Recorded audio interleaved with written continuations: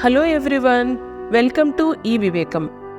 ఈ వీడియోలో మనం యూపీఎస్సీ జనరల్ స్టడీస్ పేపర్ 1 సిలబస్ని ఒక యూనిక్ వేలో డిస్కస్ చేసుకుందాం. జిఎస్ పేపర్ 1 చూడ్డానికి ఫస్ట్ టఫ్గా అనిపించవచ్చు, బట్ ఒక్కసారి బేసిక్స్ బాగా అర్థం చేసుకుంటే చాలా ఈజీ అవుతుంది. ఈ పేపర్ మన ఇండియా ఒక యూనిక్ నేషన్గా డెవలప్ అవ్వడానికి కారణమైన Geography, culture, history, society subjects గురించి డిస్కస్ చేస్తుంది. యాక్చువల్లీ ఈ టాపిక్స్ అన్నీ చాలా కనెక్టెడ్గా ఉంటాయి. ఇవన్నీ ఒక స్పేస్ టైంలో ఎలా ఫిట్ అయ్యాయి అనేది తెలుసుకుంటే చాలు, క్వశ్చన్స్ అన్నీ చాలా ఈజీగా ఆన్సర్ చేయొచ్చు. ఓకే, ఇప్పుడు స్టెప్ బై స్టెప్ వీటిని డీకోడ్ చేద్దాం.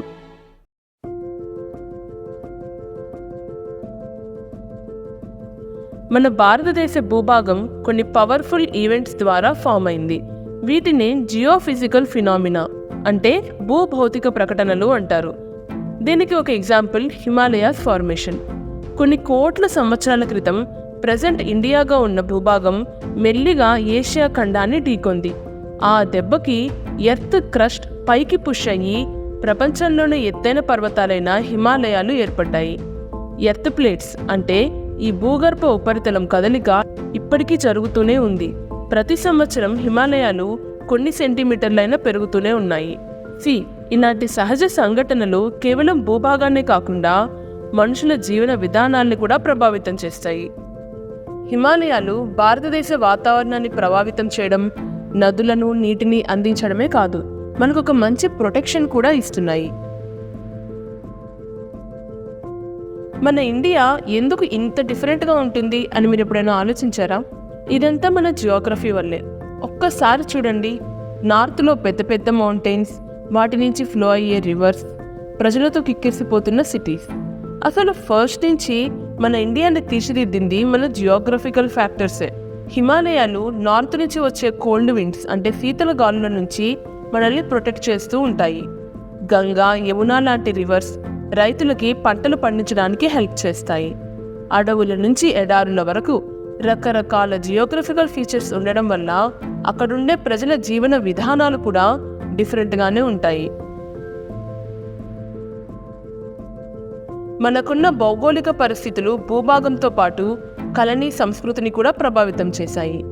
మన ఏన్షియంట్ ఇండియన్స్ బ్యూటిఫుల్ టెంపుల్స్ని కట్టించారు, మీనింగ్ఫుల్ పెయింటింగ్స్ వేశారు, అద్భుతమైన పుస్తకాలు రాశారు.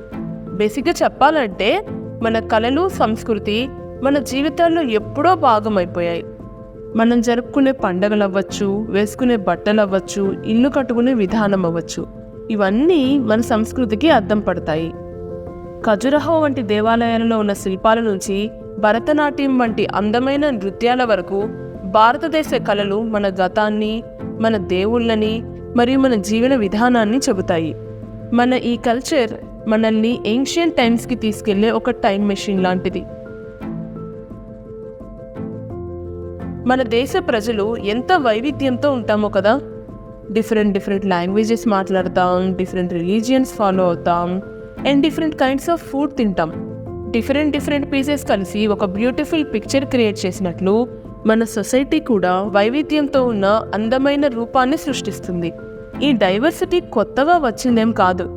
ఎన్నో వేల సంవత్సరాల నుంచి మన భారతదేశంలో భిన్న సాంప్రదాయాలు, మతాలు ఉండేవి.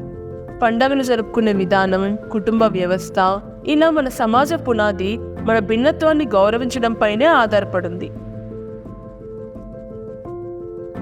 మన భారతదేశం ఐసోలేటెడ్గా ఎప్పుడూ లేదు. ప్రపంచ చరిత్ర మనపై చాలా ప్రభావమే చూపించింది. ఫర్ ఎగ్జాంపుల్, ఇండస్ట్రియల్ రెవల్యూషన్ వల్ల ఫ్యాక్టరీస్, మెషిన్స్ని యూజ్ చేయడం బాగా పెరిగింది. అండ్ దీనివల్ల ప్రజలు పనిచేసే విధానం, జీవించే విధానం చాలా మారిపోయింది. ప్రపంచ దేశాల మధ్య వ్యాపార లావాదేవీలు బాగా పెరిగాయి. ఈ మిషన్స్ ఎక్కువ ఉన్న దేశాలు రిచ్ కంట్రీస్గా మారాయి. వరల్డ్ వార్స్ ఇండియాతో పాటు ప్రతి ఒక్క దేశాన్ని ఎఫెక్ట్ చేశాయి. ఈ యుద్ధాలయ్యాక ప్రపంచం మునుపట్లాగా లేదు. దేశ సరిహద్దులు మారాయి, కొత్త దేశాలు పుట్టాయి. అండ్ ఫైనల్లీ మనం కూడా బ్రిటిషర్స్ నుంచి స్వాతంత్రం సంపాదించాం. వరల్డ్లో జరిగిన ఈ ఈవెంట్స్ అన్నీ మనకు మోడర్న్ ఇండియన్ హిస్టరీని పరిచయం చేశాయి. ఎంతో పోరాడి స్వాతంత్రాన్ని గెలుచుకున్న సమయం అది. సుమారు 200 సంవత్సరాల పాటు బ్రిటిష్ వాళ్ళ పాలనలో మగ్గి ఎంతో పోరాడి స్వాతంత్రాన్ని గెలుచుకున్నాం. మహాత్మా గాంధీ లాంటి నాయకులు పీస్ఫుల్గా ప్రొటెస్ట్ చేస్తే భగత్ సింగ్ వంటి వారు విప్లవం వైపు వెళ్లారు. ఫైనల్లీ 1947లో ఇండియాకి ఇండిపెండెన్స్ వచ్చింది. ఇండిపెండెన్స్ వచ్చేసినంత మాత్రాన స్టోరీ అయిపోయినట్టు కాదు. ఇప్పుడే ఉంది అసలు కదా.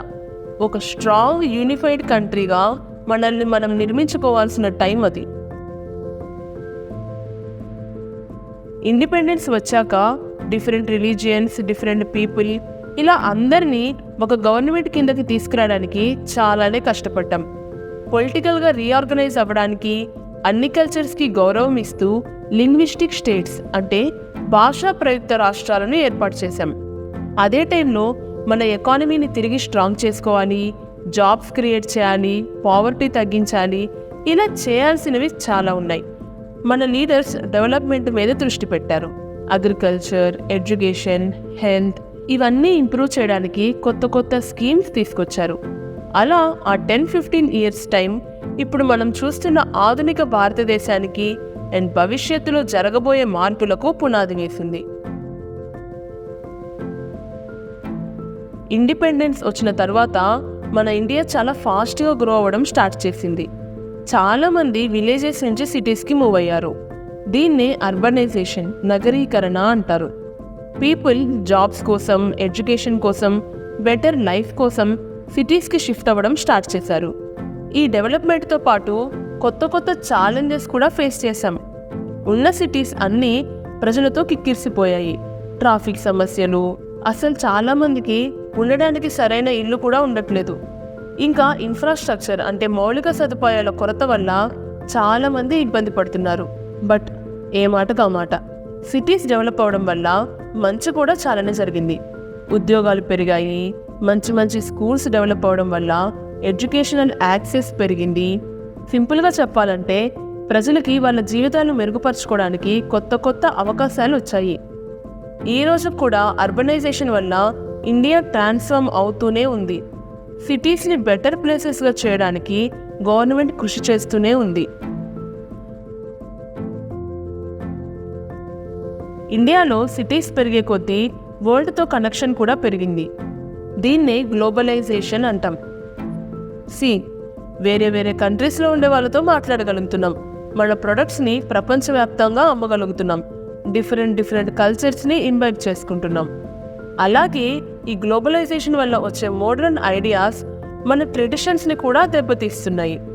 గ్లోబలైజేషన్ వల్ల మన ఇండియా డెవలప్ అయినప్పటికీ కొంతమంది మాత్రం మన ట్రెడిషన్స్ని కోల్పోతున్నాం అని బాధపడుతూ ఉంటారు.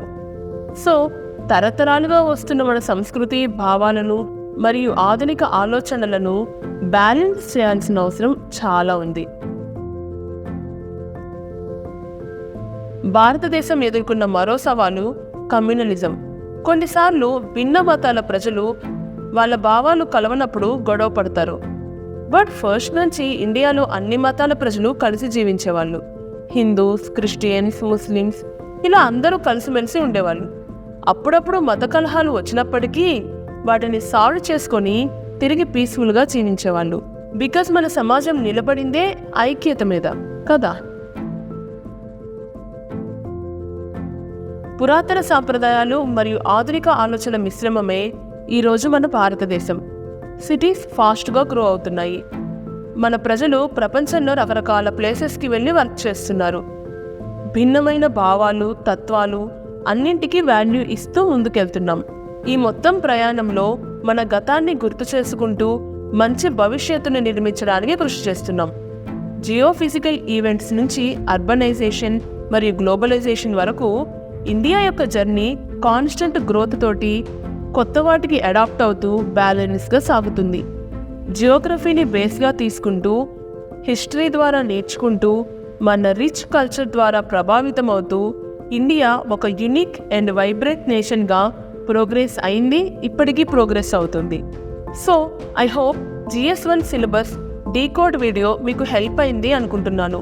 ఇదే ప్యాటర్న్లో మీరు మీ మెయిన్స్ ప్రిపరేషన్ని హోలిస్టిక్ వేలో కవర్ చేయాలి అనుకుంటే ఫీల్ ఫ్రీ టు కాంటాక్ట్ ఈ వివేకం. డీటెయిల్స్ అవి డిస్క్రిప్షన్లో ఇచ్చాం. Thank you.